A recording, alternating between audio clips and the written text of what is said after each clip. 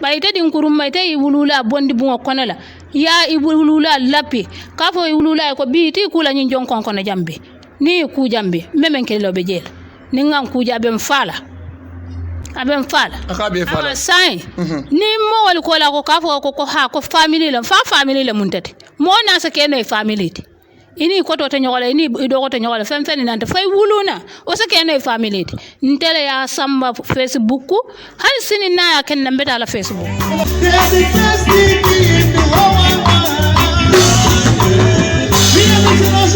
nde do ko mbedo ko la bar faydo mbena ka do ko wala bar wona ko fana mbuka kase soto noje sai ke ba yaketa moda mbul membe ndemal bar sai badin gambian kol dimbe tol mbal kon ton mbal danila ala kan kila ka nimme ngamen soto senso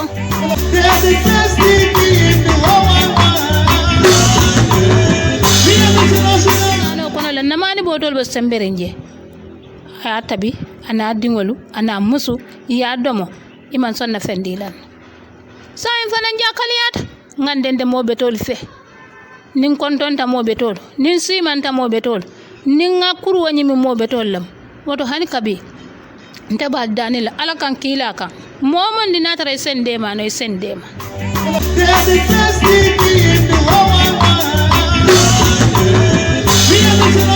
tentem fanga afelanta be diamo la suwo kono la abe diamo la suwo kono la mbota kotola la moli yembonda kotola note tugum fana akan tanjo suto la ningal la mbuka suto sino kunun talankili abe diamula mbuka sino ono VM yemen dati alsa continue aliye men dati kendo le mu niye kendo dati ebe kendo le tarala inyatu subscribe, like and share our video.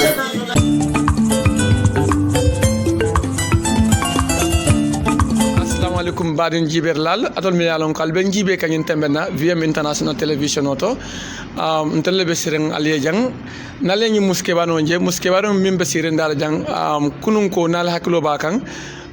nga video do poplis nga funding ke do je ka fo mi Muhammed Susso wole nyapita ka bama lipa ando nga mandang wala ako abama e korda bula wonteng abama falale wokono korda tiyo nga kol min kata Ibrahima Dramati nara ka itandala ko yena nan ni man nanan modo be korda kono jang abama falale Ibrahima nata wala nyama korda kono yo kabrang wo fanan nata nan wo kay ko je Ibrahima fe tebe tentin bang anara ka fa bama ko anara ka fo Ibrahima ko banyum falale Ibrahima fanan silata anara ta la police kabata la police ka complain no ta ka landige ngajele police wol kabrina ta ya arrest ya samboje wo wularo fon 8 o'clock ya bill and biri ya bill amunta non so kono min nata kala wala nginde ko anata ka kurango nyin ka kurango nyin kuntu anen kala ron nyin kolon woto wo kamala nata ka je ko mero nyin abet atala la situation lon tolti bare wulula mu wulula dornati andu iko wulula mu menti wo fon mu ila wulula alti iko ibama from ibama alti iko to ma from iko to malti woto nte ngaje jami wala ndiko mero sulata de marola anno asulata pro yal ma koy woto santa kumo siyandi la bare mero fon bijanne afanan ala kolya ko mu menti folo jalen bodno kolya ko fon kono folo asafa molliye jumala Muhammed Susso te bare be alno Muhammed Susso wala mon abama adungoti bare Muhammed Susso anala teriya be nyaadile mero bismillah assalamu alaikum badin gambian kol balbe kontonna muslima ya kontondiro meja kalo bundala ndimmala mu dentela ya wulu Muhammed Susso bara Muhammed Susso na ko to le folo sonkata ko akoto yi bondo afana bi bolanto bara ko to man lapide akoto man nane bara te en nanile ay na bunda kolon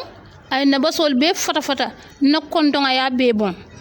tilinane amon kontonga dinna ngadam wo kino fa molle en so wala wo tilinane kono la namani botol be semberenje aya tabi ana dingolu ana musu ya domo iman sonna fendilan sayin fanan jakaliyata ngandende mobe tol fe nin kontonta mobe tol nin simanta mobe tol nin ngakuru wanyimi mobe tol lam woto hani kabi ntaba danila ala kan kila kan momon dinatara sendema no sendema tenten fanga afelanta be diamo la suwo kono la abe diamo la suwo kono la mbota kotola la moli yembonda kotola no de tugum fana akan tanjo suto la ningal la mbuka suto sino kunun talankili abe diamula mbuka sino ono woto hani kabinte ke mbal danila ala kan kilak nde do ko mbe do ko la bar faydo mbena ka do ko wala bar wona ko fana mbuka kese soto noje sai ke ba yaketa moda mbul membe ndemal bar sai badin gambian kol dimbe tol mbal kon ton mbal danila ala kan kilaka nimme ngamen soto senson ala kan kilaka mero nga moy ko nga video min poplis mol ko family problem olam amoyena kat dum Facebook bar mero isa ko moli menat na video yindu na Facebook fere am la isa ngolam bam pour video nyeta Facebook wala emale finu ay taji ni aja video fanan ko wota ta Facebook ko man nyanta ala Facebook na man ta Facebook abata ala minto dinkuro ni dinkuru manya ka fa ya sambale duniya ya jube nin duniya ya jube tuma de tayo menki wululala imaji be la duniya din kendol wala be menkeli din e wulula ba ite din kurum mai tay wulula bondi bungo konala ya i wulula lapi ka fo wulula ko bi ti kula nyin jon kon jambe ni ku jambe be menkeli lo be jela ni ngam ku jabe mfala aben fala akabe fala sai ni mo wal ko la ko ka fo ko ha ko family la family la muntate mo na sa kene family ti ini koto te nyogola ini do koto nyogola fen nante fay wuluna o se kene family ti ntele ya samba Facebook hal sini na ya ken mbeta la Facebook kabral dun tanyola ya sama police la ba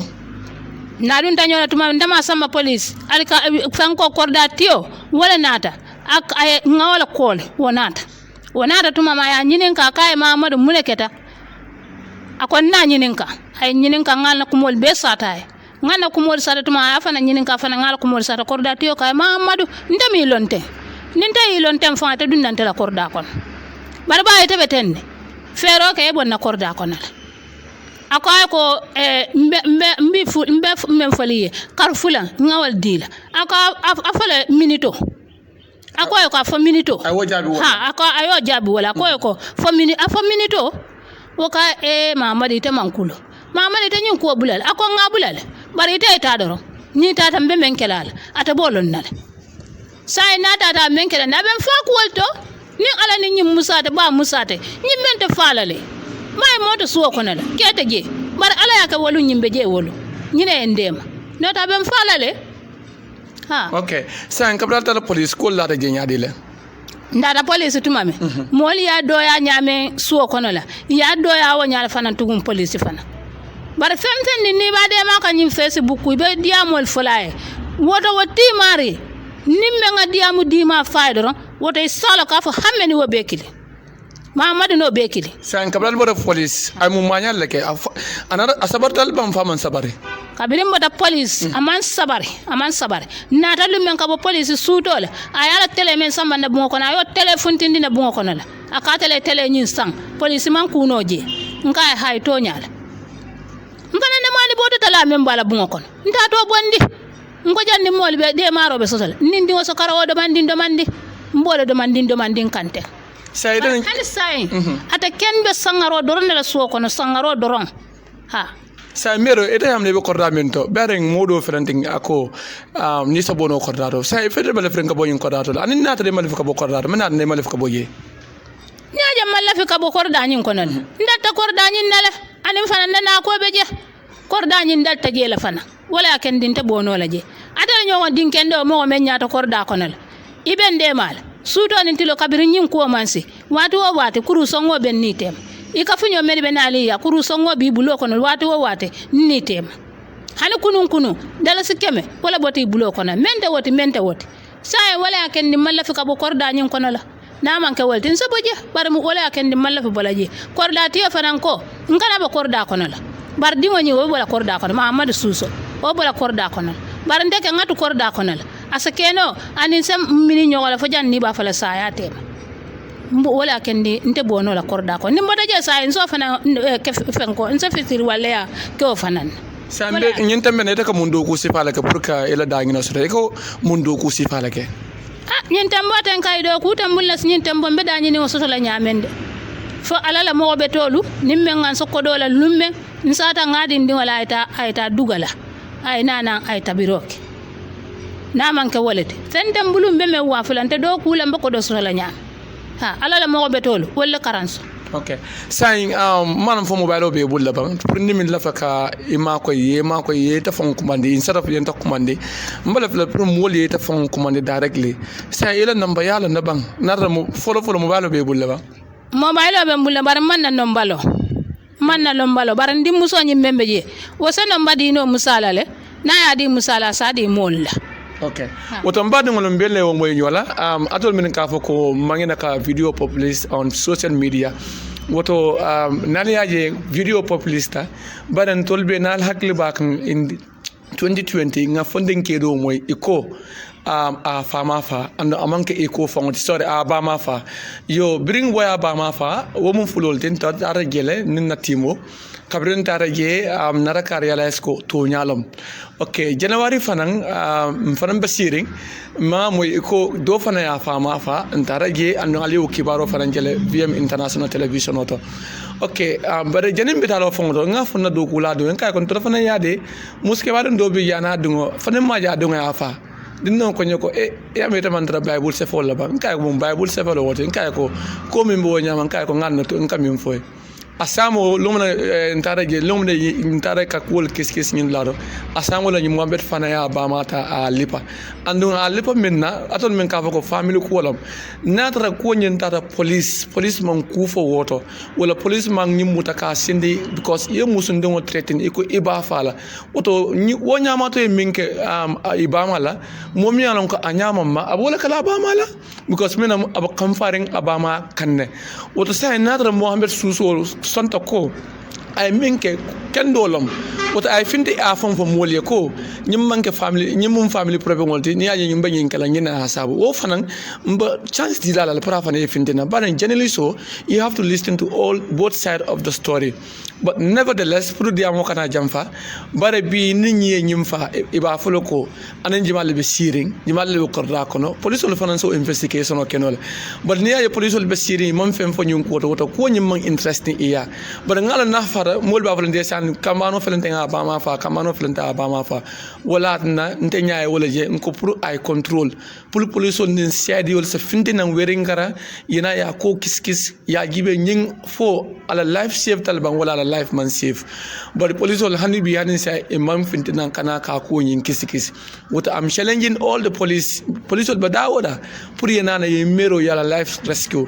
na boto woto fananto atol mene alon ko almu mo kendoti wallahi mbal dan ale nyim mero makoy because mero nying tilinani amando moroke ando afunga la manu boto sang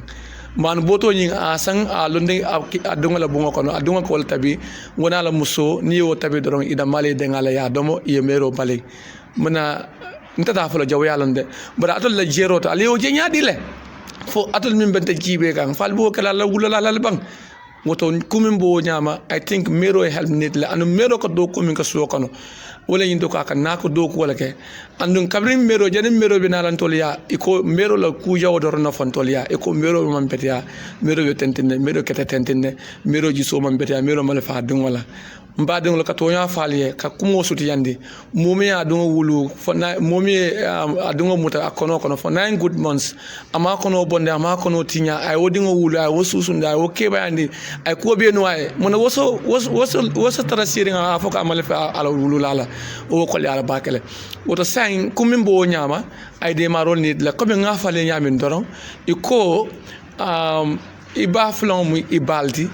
ifa flon mu ifaldi ikoto flon mi ikotolti idoko flon mi idokolti woto sa nyimero mu ntol na bamalti momo ye fenfen sota akata dala city akata talati akata taransiti akata fenfen di ibulo nim fenfen penta dukara amakoy ala bunjoro lamu anan aba min domala ala bunjoro lamu anan aba min domala nen ay wo soto tumodo natara dol miliyalam ko sama ko no fa ay business okay o fanan sama ko no le ibayla bo siring afanansa business ndo ka akala domoro soto je oto la mero mene be kay la kuma la wonti be min fola mol je miliyalam ko be jibe kam nyina tawa kule kabire ndunta ala maro kono la jang ha atala dungante bondi bolon kono kan nati bar kabire nata je faydom fangala be lor nakwo bela ni ngabungo jo mfangala ba goru la fanga ko do soto ngabun jola jo nyimbu nin karula bangani alotan kunta konye na nat akonye korda tiyola kodo nkae hamme nkae Muhammadu ko ma soto folode akonye hani kano fanyede ma soto folo nkae ma soto folo mbole folode ka fa ma soto folo awa musa nyol nada aninna fula musolu idi amun tama kay manyan na nyinkela nyantala yi fan sutura na tara tati na la bungo joka ndele amel foytele ba joka bar jar fa mene na fala ngay mfangala mu kabirin nata jang mfangala ben na bunjo bonde ka ngo barate mbulla folo ngame fala ngombe karafare gambia dinkendo do nata keme lulo bondi kata ka dinna ngabun sara bonde o karoke o botan kun sila mira kan karme bena la fala sila nin kordati yabe tamala nyame ha yo saying ka fu mulle dron ala baraka atul mi yalon kalben gibe kan nyin tambena mero kori did you feel like come being in kalaminna hope you are comfortable with this video janem pasiala ibele fitna nga policeman dunia aje bang ha dunia yaje ha kadum ni aje mbafala dunia yaje comme ko kule ketanna nene maje ntama ke mbala make mfala nene maje aketa mofanan baraketante menna asanyida dunia mol saji ha sinin kamma ata fanan hana mamare wala safa yale kana nyinkede ndene ne nyinken nala la barakete ten na sayta ten ha made dinni mbaya ke o kuntuta natema ba fanga ya fala ko abentula nyin korda ko na funtila je ala hajuten adun hana fanga mene dinna video la yibetal fereng ha okay woton dolle o moy ñola nim fotata ñen temena doron camero makoy anin ka sembente yandi natra Allah ka makoro ke non number be Facebook le plus 2203699555 wala na WhatsApp ti plus 22036995555 momo la fama ko rokela doron ni en text mbomero la number forward lele ita fona communicate moto nim fotata ñen temena doron ka fali ala barka baake mi moto ku masin wala walam DMT moto dem ka fe ko doron abarka baake almale ni yo boka dem abarka baake woto mbero alma ale ta fanan sutorala alma ñin danna jang alma ñi ñon kanake jang ko tanke and atol miliyalon kal ben jibe kan ñimu wala dalti atol miliyalon ko albe ñin jibe kan ñimu wala dalti nga karang nga wululal kanu na lafina wululal ngi embrace ala baraka baake alnal badi malum e ka fami VM tarawale bye bye nse duwañi ni bulu woto fonse muru nganna wululal topoto alkana wululal fayi bawo munatina itarta nun kan topoto wotumo be doyari kana jeyla siso fasa ten iketa ke kana ngot wallahi ni wululal yetunun den wulol lebe nyimila because imam fenno e faye bare to le makoy ye topoto ye fasa ke balundi alala demarot fo iketa ke kana ngot ikafo baba ko ila diamo siat ndebuga pabi understand ni mero la ko siat ala kompleno siat fo dol ke la musota ke selendi ila wululal kan ala ma alen nal fasa fondin kel alal hakilotu ikafme abubakar abu maryam ayin foko ayin karan taurat momo ya la wulula soki aya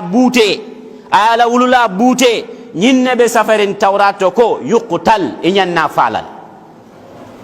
min katandi ko wulula la hako amu fennati mi yalon ko awarta ba